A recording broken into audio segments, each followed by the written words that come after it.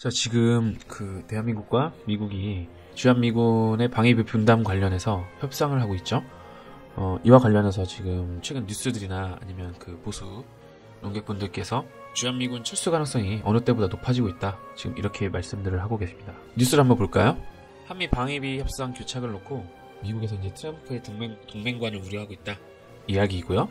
사실 이거는 작년에 나왔던 더 힐이라는 그 잡지에서 나오는 맥스웰 연구원의 그 기고문입니다. 내용을 좀 읽어볼게요. 트럼프 행정부의 동맹관이 그 이해관계에 기반을 두고 있다는 데는 이견이 없다. 이 사람은 그 전략적 관계보다는 득실을 따진다는 거죠. 한국 정부가 방위비 분담금을 증액한 타협안을 제시할 수는 있겠지만 아마도 트럼프 대통령이 100% 이하의 어떤 것을 또 받아들일지는 불확실한 상황이다. 이런 이야기입니다. 여기서 이제 좀 무서운 이야기들이 있어요. 트럼프 대통령이 받아들이지 않을 경우 미군은 한반도를 떠날 수 있다. 한미 전략적 동맹관계의 그 비극적이고 갑작스러운 종식이 될 것이다 라고 우려를 했어요. 이 내용이 이제 그 인용을 해서 지금 뉴스가 나오고 있는 거죠.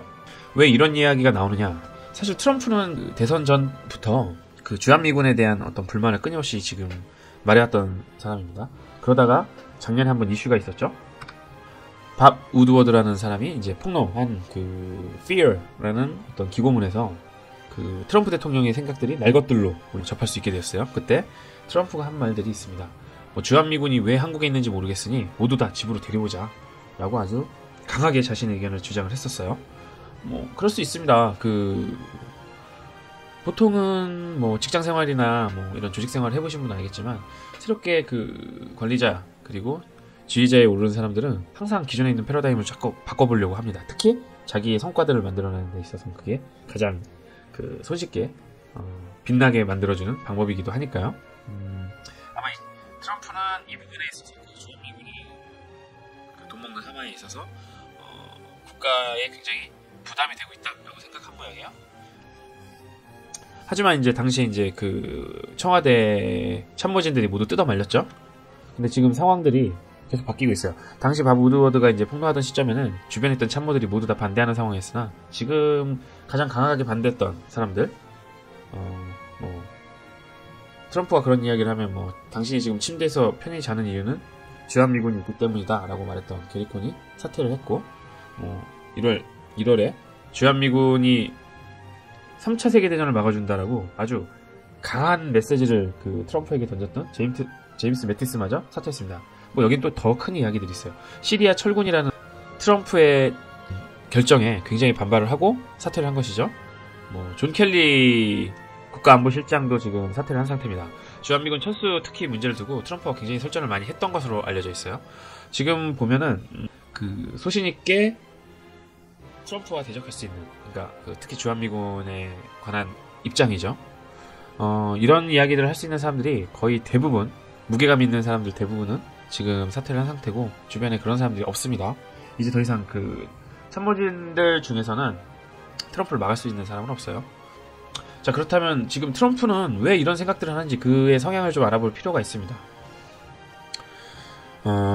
최근에 이제 트위터에다 이런 말도 쓴 적 있죠. 우리는 부자 나라에 군대와 보조금을 지원하지만 그들은 우리를 이용하고 있다. 우리나라를 타겟으로 하는 말인 것 같아요.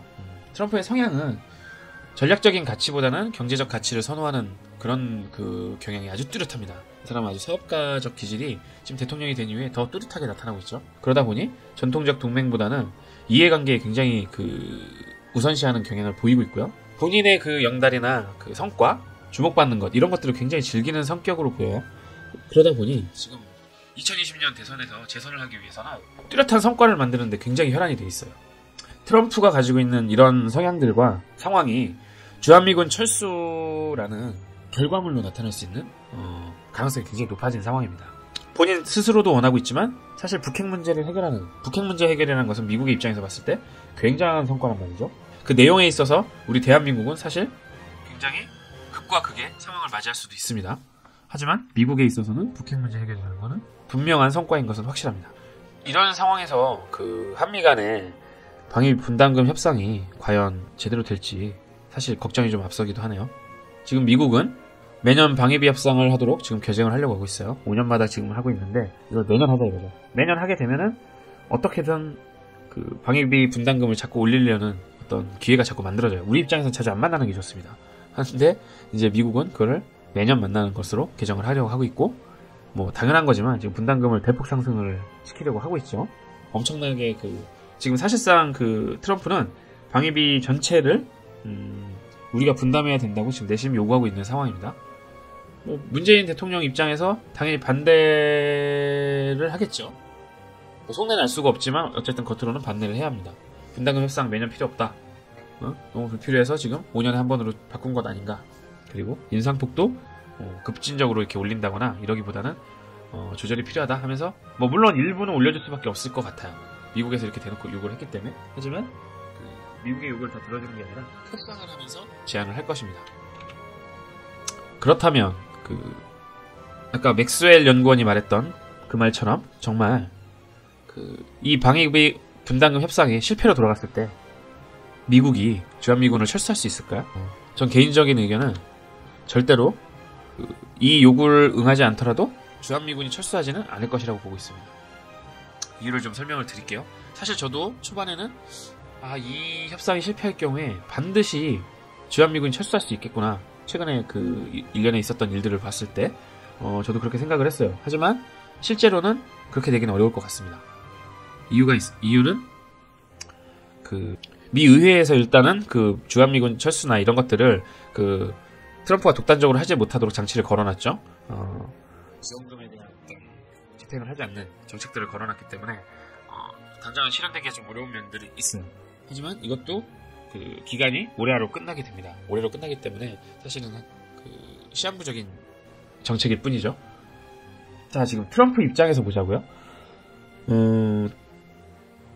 트럼프는 지금 굉장히 충동적이고 자기 생각대로 지금 결정을 하는 독선적인 어떤 성향을 보이고 있는 건 분명합니다. 근데 문제는 자기의 안위, 입신양면에 굉장히 민감한 사람이에요. 사실은 그런 일면이 단적으로 나타나는 것들이 있습니다. 사실은 저도 최근에 트럼프가 시리아 철군을 발표하는 걸 보고 우리나라에도 똑같은 일이 일어날 수 있겠구나 하고 굉장히 걱정을 하기도 했어요. 근데 오늘 보니까 트럼프가 지금 트위터를 통해서 IS의 완전한 퇴치를 확인하면서 뭐 철군할 것이다. 즉 당장 철군하는 것은 아니다. 라는 형태로 사실 한 발짝 물러났습니다. 이거는 트럼프가 지금 자기 혼자 생각해서 결정한 거 절대 아니라고 봐요. 즉 처음에 원래 트위터에 올렸던 그 내용 자체가 트럼프의 생각이 맞고 급진적으로 그렇게 추진을 하다 보니 분명히 조야 간의 어떤 충돌이 있었을 겁니다. 의회나 상원, 특히 보수 공화당 쪽, 그러니까 자기와 동지어야 되는 공화당 내부에서도 상당한 반발이 일어났을 건 분명하고요. 뭐 민주당이라면 말할 것도 없겠죠. 이런 상황에서 이제 트럼프도 탄핵이 지금 추진되고 있는 판국에서 아마 자기 동지가 될 수 있는 사람들을 모두 내칠 수 있는 결정들을 함부로 하기는 좀 어려울 것 같아요. 그리고 미 의회에서 이런 부분들을 아마도 분명히 태클을 걸 수 있는 아니면 차단할 수 있는 어떤 대안들을 분명히 만들어낼 것으로 보여요. 당장 이 방위비 협상이 어떤 결렬된다거나 아니면 교착 상태에 계속 빠져 있는다 하더라도 트럼프가 주한미군을 막 갑자기 철수시키는 트위터를 날리지는 않을 거라고 봅니다. 하지만 이거는 또 하나의 어떤 위험을 가지고 있어요. 완벽하게 지금 안전해진다는 건 아닙니다. 사실 협상에 실패가 있다면 이거는 사실상 문재인에게 있어서 승리와 같습니다. 방위비 협상 실패로 인한 어떤 문제점들 아니면 미국의 어떤 불만이나 아니면 이런 요구들이 굉장히 가혹하거나 상식을 벗어난다 뭐 이런 식으로 이 방위비 협상 문제에 대해서 미국을 전적으로 비난할 수 있는 형태로 여론을 조성할 수가 있어요. 그러다 보면 주한민국 감축이나 반미 여론, 국내에 있는 반미 여론자들을 활용한 여론 조성이 굉장히 탄력을 받을 것이라는 거죠. 이것은 결과적으로 문재인이 사실은 굉장히 원하는 바이기도 합니다. 그러다 보니 차라리 문재인 역시 협상을 실패하기를 내심 속으로 원하고 있는지도 몰라요. 문제는 뭐냐? 트럼프도 역시 이걸 원하고 있다는 거죠. 한반도 비핵화를 전제로 하는 주한미국 감축이나 철수 카드가 상당히 이 트럼프에게도 매력적인 카드입니다. 즉 의회나 이런 데선 반대를 해서 충동적으로 방위비 협상 안 돼? 알았어. 철수해. 이렇게는 안 되겠지만 분명히 자신의 그 북미 회담에 있어서 협상의 지렛대로 사용할 수 있는 가능성은 굉장히 커지고 있다는 거죠. 즉 방위비 분담금의 그 협상 결렬이 사실은 트럼프에게 있어서는 주한미군 감축이나 철수를 하겠다라는 그 김정은에게 주는 선물로서 제대로 다시 활용될 수 있는 명분을 얻게 되는 겁니다. 즉 미국에게는 모르겠어요. 미국엔 대한민국에 있어야 국익에 도움이 된다고 또 하지만 적어도 트럼프는 그렇게 생각하지 않죠. 그러니까 이것은 미국에게는 모르겠지만 적어도 이것은 트럼프에게는 승리가 되는 것은 확실합니다. 분명히 트럼프는 이것으로 미국의 역대 대통령 누구도 해내지 못한 한반도의 비핵화, 즉 북핵 포기와 한반도 비핵화는 다르죠. 한반도 비핵화 그리고 한반도의 종전을 선언하는 어떤 업적을 세운 대통령으로 기억될 수 있으니까요. 당연히 이 종전 선언이나 비핵화의 어떤 전제 조건들로 지금 북한이 요구하는 것처럼 한반도 평화협정 이런 것들이 수립이 될 가능성도 굉장히 높죠. 아마 이 정도 단계까지 간다면은 특히 전쟁 당사국이었던 중국과 미국이 그 평화협정에 서명을 할 가능성도 상당히 높습니다. 어차피 트럼프는 대한민국을 딱히 생각해주는 사람은 아니에요. 자기가 첫 번째고 그 다음이 미국이 되지 않을까 이렇게 생각을 하고 있는데 평화협정 가능성은 굉장히 높아지는 거죠. 이렇게 된다면 거기서부터 이제 다시 우리의 도돌이표 문제가 발생하기 시작할 겁니다. 문정인 외교안보 특보가 예전에 이런 얘기를 한 적이 있어요. 이거 못합니다. 간첩이 아니고요. 외교안보 특보십니다. 네, 이거 잘못 썼네요. 네, 오타가 났어요. 자, 문정인 외교안보 특보가 툭하면 던지는 이야기들이 있었어요. 평화협정 체결 뒤에 주한미군 주둔이 정당화되긴 어렵다. 그리고 대통령이 나가라고 한다면 주한미군 당연히 나가야 한다. 이런 이야기들을 수시로 했는데 여기에 내심 그들의 마음 속내가 드러나고 있는 겁니다. 자, 평화협정이 체결됐으니 미군이 대체 왜 대한민국에 있어야 되냐? 이거는 정당화되기 어렵다. 나가야 쓰면 좋겠다. 우리는 이제 너희들이 필요가 없다. 이런 것들이 아니에요. 니들이 있는 건 정당하지가 않다. 부당하다. 이런 이야기를 하고 싶은 거죠. 자, 73년 베트남 이야기 다시 한번 볼까요? 평화협정 체결 후 월남의 역사는 그렇게 길지가 않습니다. 사라졌기 때문에 불과 2년 만에 북베트남이 바로 침공을 했어요. 오죽 바빴으면은 신발까지 벗어던지고 도망을 쳤습니다. 국민들이 탱크가 그 사이공 시내에 진입하고 불과 40분 후에 베트남궁으로 베트남궁 전벽을 뚫고 들어갔어요. 얼마나 빨리 침공당해서 점령을 당했는지 아시겠죠? 저 오른쪽 사진 보시면은 대사관 옥상에까지 피난 행렬이 가득 찬 모습입니다.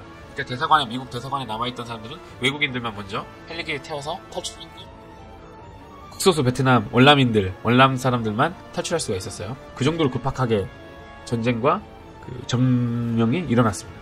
하지만 미국은 도와주러 오질 않았어요. 저 미 대사관에 있는 탈출 행렬도 그 자국민들 또는 동맹국의 그 외국인들 외지인들을 도와주기 위해서 있었던 거죠. 여기 보시면 이 하우스라는 책에 나왔던 내용을 지금 제가 그때 그 영상에서 인용을 한 건데요. 여기에 보면은 굉장히 중요한 메시지가 나옵니다. 이 책은 간첩들이 적화를 위해서 만든 책이 분명하다고 저는 보고 있고요. 이 책에는 이렇게 써 있습니다. 비록 평화협정을 맺었으나 베트남에게 평화보다 중요한 건 민족의 통일이었다. 자, 우리나라로 바꿔볼까요? 평화협정을 맺은 대한민국에게 앞으로 있을 미래. 한반도에게 중요한 건 평화보다는 사실은 민족의 통일이 될 것이다. 라고 이야기하고 싶은 거죠. 여러분들 동의하세요? 이 아주 무서운 메시지입니다, 이거는. 즉, 한반도의 평화협정이 온다라는 뜻은 전쟁이 나기 전에 빨리 대한민국을 탈출하라는 메시지와도 동일하다고 보시면 됩니다. 자, 밥 우드워드가 그 기고문에서 이렇게 얘기를 했어요. 북한 리수용을 만났을 때 그 리수용이 이렇게 말했다고 합니다. 만약 미국 가족이 본국에 철수하는 일이 실제로 일어난다면 북한은 이것을 전쟁이 임박한 것으로 볼 것이다. 이게 무슨 뜻이냐면 작년 초에 그 트럼프 대통령이 한창 그 로켓맨 운운하면서 이제 주한미군의 이제 가족들을 철수시키고 전쟁을 하겠다라는 어떤 메시지를 굉장히 강하게 던진 적이 있어요. 그때 리수용이 했던 말입니다. 즉 미군 가족들이 대한민국에서 없어지고 점점 줄어든다는 거는 니들이 우리한테 전쟁을 걸겠다라는 것으로 우리는 보겠다 이거죠. 이게 반대로 한번 생각을 해보세요. 미국의 철수가 한다면 북한은 이것을 남침의 기회로 볼 수 있다는 겁니다. 베트남과 똑같은 운명을 우리는 반드시 겪게 될 것이라는 거죠.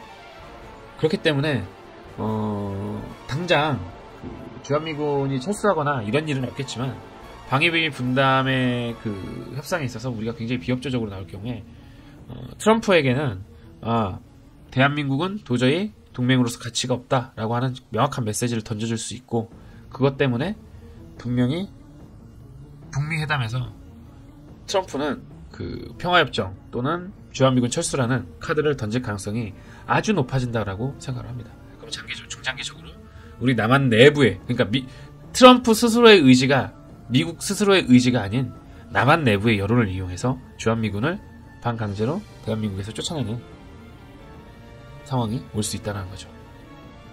이런 상황이 절대 오지 않도록 하기 위해서는 우리가 지금 좌파 정권이 뜻하는 대로 가지 않도록 강하게 압박을 할 필요가 있습니다. 이 땅은 지금 우리가 사는 땅이 아니에요. 앞으로 우리 후손들이 자유민주주의 국가에서 자유민주주의를 누리면서 살 수 있도록 보존해야 되는 땅입니다. 근데 김정은에 의해서, 민족주의자들에 의해서 강제로 통일이 될 경우 우리 대한민국에 있는 아이들이 북한의 그 공연단들처럼 살게 될 거예요. 그런 일이 없도록 꼭 지금 좌파 정권이 하는 짓을 막아야 합니다. 네, 감사합니다.